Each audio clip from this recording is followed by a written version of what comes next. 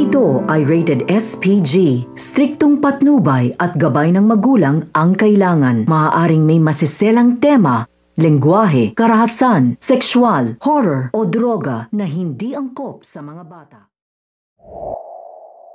Sa East Ridge ay mayroong anti-drug policy, kaya naman nga nagpa-meeting nga itong si Doc Benitez at magkakaroon nga raw sila ng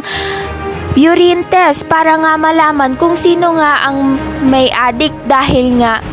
nakita nga sa isang bar ang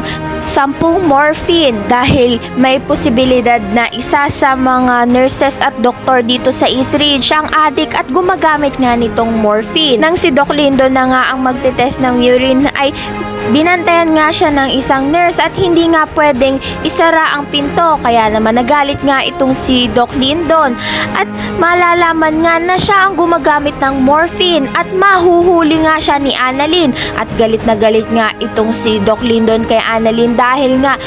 nga kay Annalyn ay matatanggalan ng lisensya at mapapatalsik sa East Ridge itong si Doc Lindon. Sa kabilang banda naman nga itong ang si Lynette ay pinayuhan nga itong si Doc Tanyag ng mag-aral muli nang maricol nga sa kanya ang mga pagiging doktor niya, dahil nga dismayado itong si Doc Tanyag nang sinabihan nga siya ng isang pekeng doktor at hindi nga totoo. Kaya naman nga kinabukasan itong ang si Lynette ay pinadalhan nga ng libro itong si Doc Tanyag